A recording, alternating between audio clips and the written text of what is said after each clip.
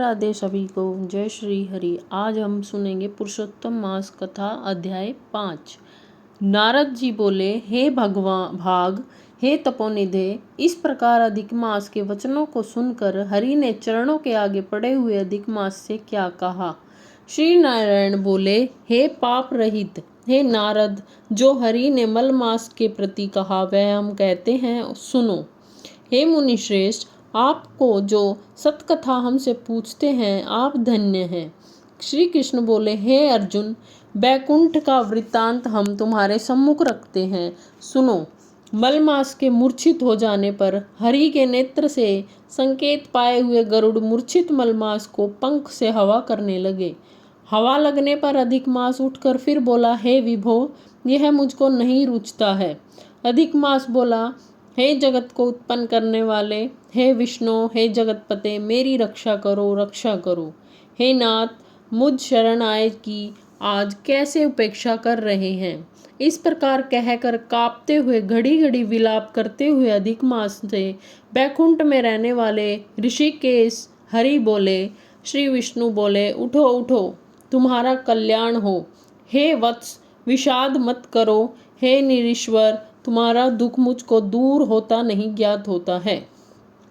ऐसा कहकर प्रभु मन में सोचकर क्षण भर में उपाय निश्चय करके पुनः अधिक मास से मधुसूदन बोले। श्री विष्णु बोले, हे वत्स, योगियों को भी जो दुर्लभ गोलोक है वहाँ मेरे साथ चलो, जहाँ भगवान श्री कृष्ण पुरुषोत्तम ईश्वर रहते हैं।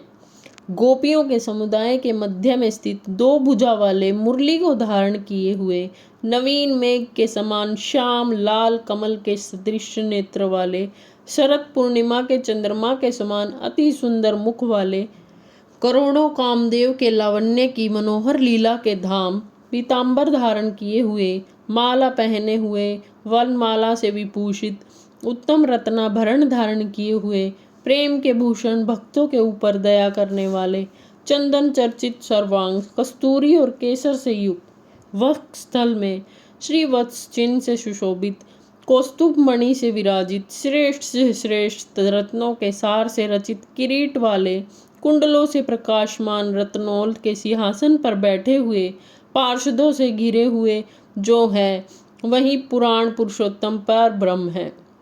वे सर्वतंत्र हैं, ब्रह्मांड के बीज, सबके आधार, परे से भी परे, निस्प्रह निर्विकार परिपूर्णतम प्रभु, माया से परे, सर्वशक्तिमान संपन्न, गुण रहित, नित्य शरीरी, ऐसे प्रभु जिस गोलोक में रहते हैं वहाँ हम दोनों चलते हैं। वहाँ श्री कृष्णचंद्र तुम्हारा दुख दूर करेंगे। श्री नारायण बोले, ऐसा कहकर अधिक मास का हाथ पकड़कर हरि गोलोक को गए।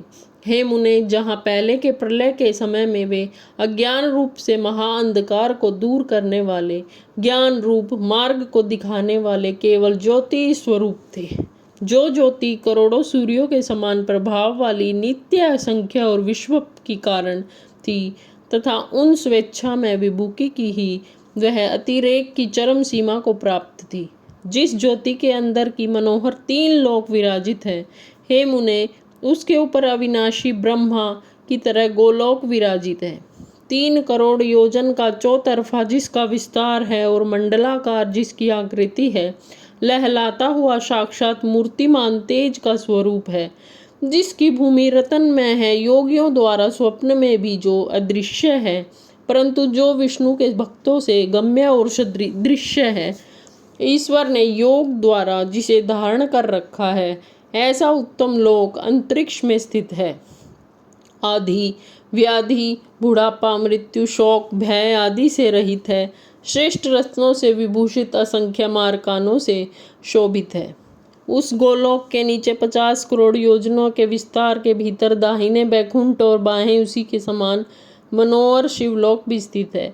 1 करोड़ योजन विस्तार के मंडल का बैकुंठ शोभित है, वहाँ सुंदर पीताम्बरी धारी वैष्णव रहते हैं। उस बैकुंठ के रहने वाले शंख चक्र गदा पद्म धारण किए हुए लक्ष्मी के सहित चतुर्भुज हैं। उस बैकुंठ में रहने वाली स्त्रियां बजते हुए नुपुर और करधनी धारण की हैं, सब लक्ष्मी के समान रूपवती हैं।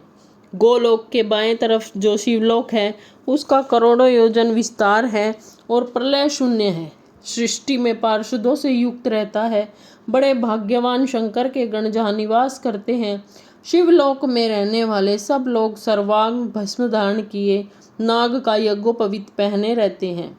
अर्धचंद्र जिनके मस्तक में शोभित है, त्रिशूल और पटीशधारी सब गंगा को धारण किए वीर हैं और सब के सब शंकर के समान जयशाली हैं। गोलोक के अंदर अति सुंदर एक ज्योति है। वह ज्योति परम आनंद को देने वाली और बारंबार परमानंद का कारण है।